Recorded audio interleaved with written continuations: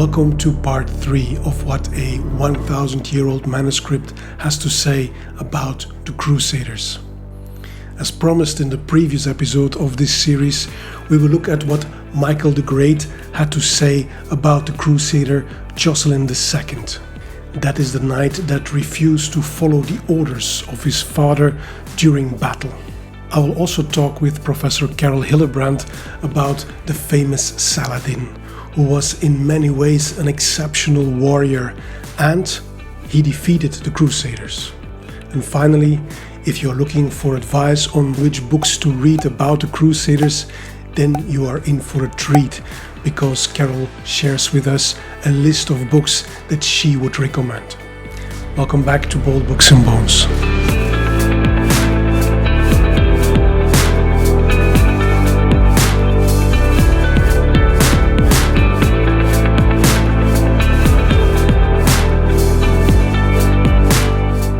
Before I read the translation of this 1,000-year-old manuscript that was written by Michael the Great or Michael the Syrian, I was not really interested in the Crusaders. And one reason is that due to my lack of knowledge about the topic, I associated the Crusaders mainly with stories like these. This is a wonderful late 19th, early 20th century copy of a book about the Crusaders. However, every story in this book depicts an overly romantic and heroic image of these knights. It is an image that we also still find today in some movies and Netflix series about the Crusaders. However, reading about them in this 1,000-year-old text brings a new and fresh perspective on this subject. The author brings the perspective of someone who was a contemporary and an eyewitness, and although he respects these warriors, he does not idolize them. He even shares some rather negative stories about them too, as I will share with you in a minute.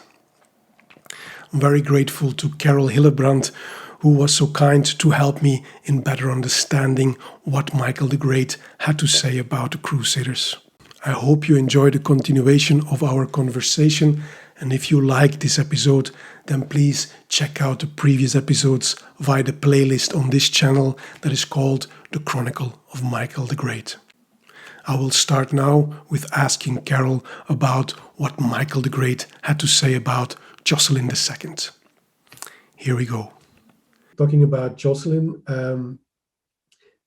you mentioned already his son, and Michael the Great or Michael the Syrian is quite harsh about him. He says, so I found after the death of Joscelin I, his son takes the leadership and he's called Joscelin II. And apparently he was a leader who created mostly division among the knights. We read still on page 164, and I quote, "The Franks schemed against Joscelin II and prepared themselves to seize him. A feud happened between them, but after a while they reconciled. Conflict broke out again between them because Joscelin sought to reign over Antioch in place of his father." And there is also the story of the plundering of the monastery of Mor Barsaumo by Joscelin II.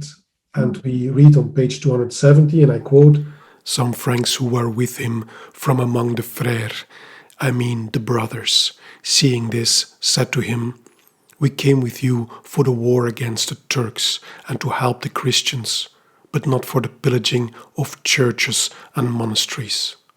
Leaving him, they departed while not eating bread nor drinking water.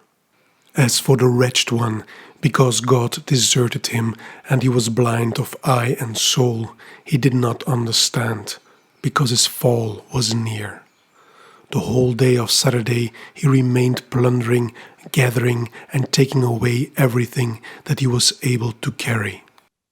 So here, can you tell us something more about this Joscelin II? What kind of leader was he that he created division among his own army and even among knights who swore an oath to each other? And apparently he attacked even Christian monasteries, and he plundered Christian property. What do we know about this gentleman? Well, I think Michael the Syrian's account is absolutely excellent and very, very likely to be true. He has given a very impressive account of Joscelin II. We've already had evidence of Joscelin II's behavior in the way that he wasn't nice to his father. And now Michael the Syrian talks about his disastrous and immoral rule. And whilst Michael shows his admiration of the Templars, so he is capable of praise when it's due, and he actually mentions the way in which the Knights Templar, unlike the soldiers in Joscelin's army, told Joscelin that whilst they, the Templars, were willing to fight against the Turks and to help the Christians, they categorically refused to pillage churches and monasteries.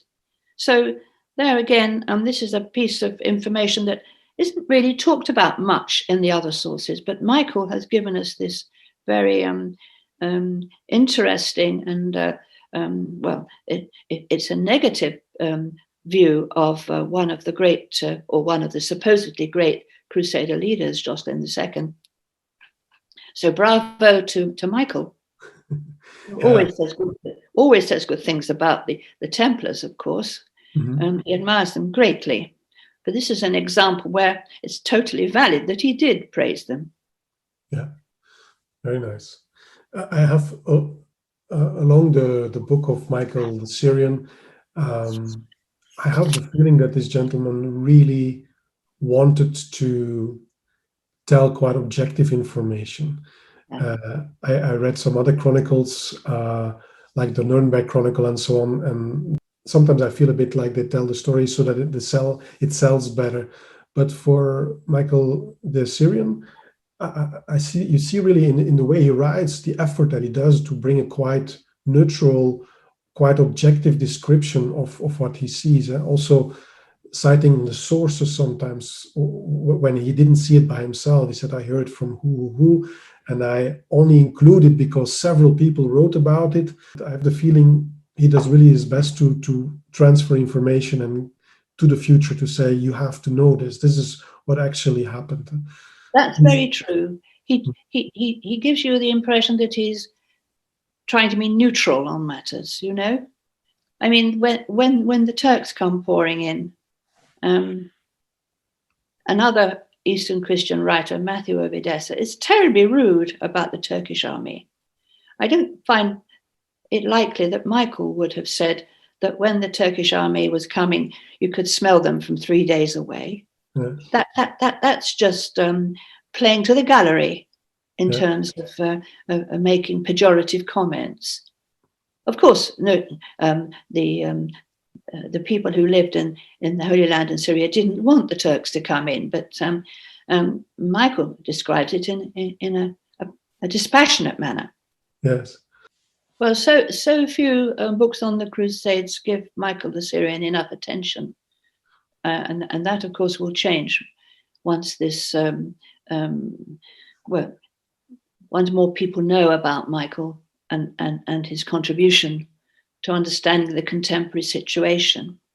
It's very, very interesting. Yeah. I've enjoyed finding out more about it. Fantastic. All right. Then, very important question. I want to ask you about the famous Saladin. I know you know a lot about him. Yes, I'm writing a second book on him at the moment. Here you go. But I also saw your lecture online about him, and that was amazing insights. So Michael the Great writes about him at the end of the Chronicle because they were contemporaries. And I don't know much about him other than that he defeated the Crusaders and liberated Jerusalem again, but also that although he was the enemy of the Crusaders, he was in some way highly respected.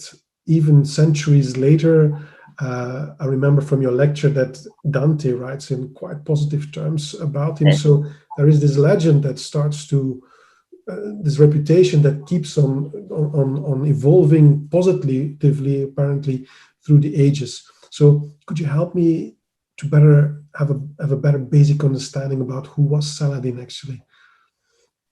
One of the most remarkable things about him to the outsider is that he was not an Arab or a Persian or a Turk. He was a Kurd. And he began as a minor warlord, operating on the narrow canvas of Syria, Egypt, and the Holy Land. I'll give you his dates. He was born in 1138 and died in 1193. So why is it possible that it's incredible that across the world today, Saladin is now considered to be the best known Muslim after the Prophet Muhammad? That's a big question. What was his reputation in his own lifetime? Well, he was the third in a line of military leaders who aimed to fight jihad to reconquer Jerusalem for the Muslims in the 12th century. The city of Jerusalem had been in Crusader hands since 1099. Well, after a great victory, for which he's very famous, against the Crusaders at the Battle of Hattin in 1187, Saladin succeeded in taking back Jerusalem. The Muslim world rejoiced greatly at this victory. But how did Saladin treat the Crusader enemies living in Jerusalem? When he entered the holy city in triumph, the Muslims, on the one hand, had never forgotten the appalling cruelty and massacre their ancestors had suffered 88 years earlier when the Crusaders had conquered the city. So I want to point out that the temptation for vengeance on the part of Saladin must have been very strong, but, and it's in many of the sources of the time, the Muslim sources, it's clear that Saladin treated the Crusaders, including their leaders, charitably at the time of the conquest. It was a very civilized exit on the part of the Crusaders at the behest of Saladin. So, unusually charitable, that part of it.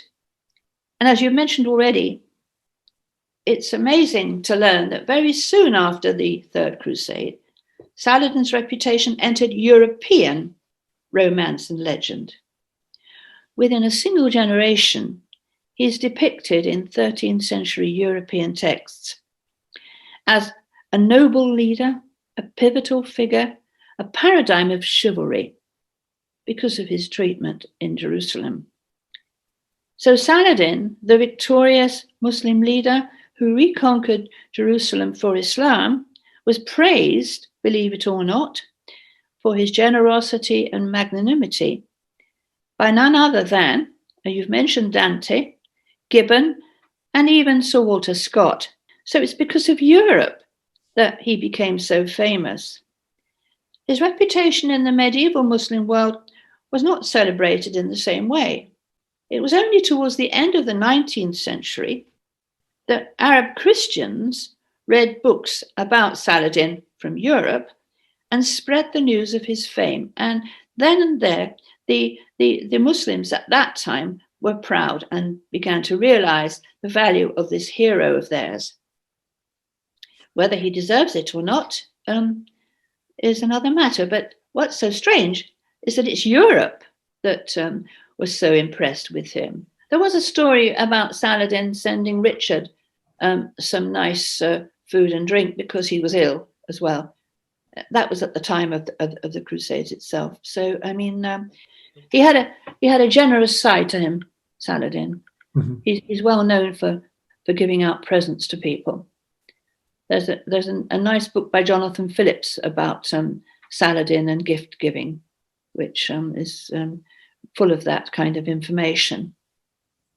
So, and there are wonderful stories in Sir Walter Scott's novels about Saladin and Richard the Lionheart having a test as to who's got the better swords.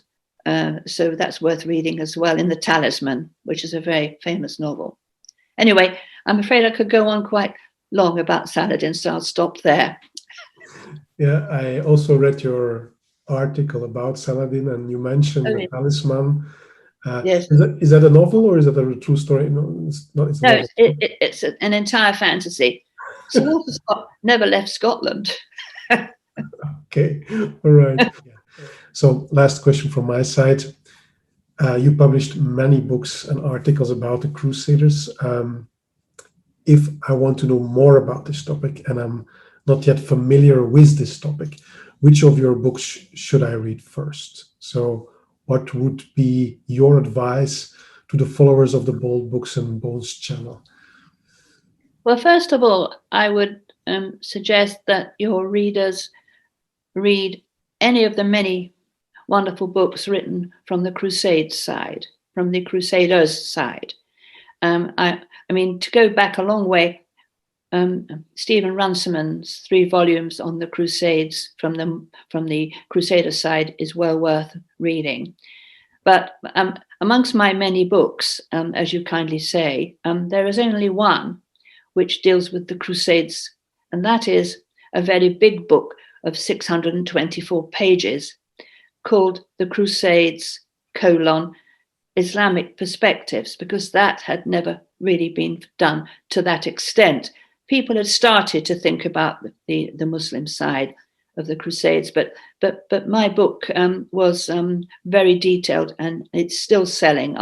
When it was published in 1999, and it's definitely and of course I mention the activities of the Crusaders as well, but it's got a definite aim to show how the Muslims felt about this invasion.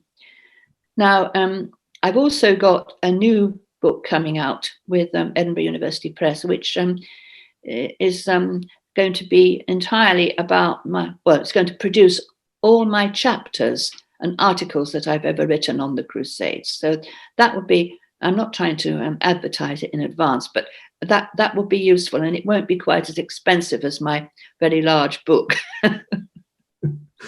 But So, I mean, it's also that it's very good to talk to people at lectures, conferences, and on television and radio about the Crusades from another perspective, whilst bearing in mind, of course, that I know a reasonable amount about the Western side, but I have never written a book about that. But there are plenty of very clever scholars who have. There's one very good one, Christopher Tyerman, who's recently written. I would recommend Christopher Tyerman's book on the Crusades, written in the last few years. very nice. You know, as you know, I'm a psychologist, and for me, understanding the other person's perspective without necessarily accepting it, but to at least understand what there's another person feels is a very important topic for every psychologist. And I love that works like yours exactly do that we start to actually listen again, like this is another version of reality, and there must be some truth in it, and there must be things that we should better take serious and integrate and maybe complete our knowledge or have a wider view on reality. So I love these books that tell the story from another angle. And for me it's very enriching. So thank you very much for your advice, and thank you very, very much for sharing your insights about the Crusaders and about Saladin. Thank you for asking me. I mean, what I would add, if I may, is that it's very important for everybody who wants to know in depth to read, if they can, the primary sources. Yeah. What the Latin authors say, what the old French authors say, what the Arabic sources say, what the Armenians say, what the Syriac says, and then you get a better picture. Because but that, of course, requires lots of people to know lots of languages, and it's very, very good that in our new culture that there are lots of students learning Arabic these days, or indeed doing other languages to give a depth to what's said. And luckily, many works are also translated. in this age. We have Yeah. I think, never had such a wonderful access, such a broad access to information as in this age. So that's wonderful. I admire what you're doing to advertise, to publicize this important side of culture. No, thank you very much. Not at all. But I always love to learn from people like you who have dedicated most of their professional life to gaining in-depth knowledge about the subject. I think that is so valuable. So thank you very much for sharing your insights with the Bold Books and Bones community. And let me know when your next book is out, because maybe we can make another episode if you're interested, but I would love to learn more about it as well. Well, I'll send you a copy. It's being copy edited at the moment. So if you kindly give me your address, I will send you a copy. Thank you very much. It's very kind of you. Okay. Bye-bye. Bye-bye. Listening to Carole Hillebrand and having the possibility to ask her so many questions was a real privilege. In a world where opinions without a foundation seems at times to be more important than having in-depth knowledge, it felt like a breath of fresh air to ask questions to a true expert like Carole. I hope you enjoyed this episode, and if you did, please subscribe and share the link with a friend. And I hope to see you again at the next episode of Bold Books and Bones. Bye.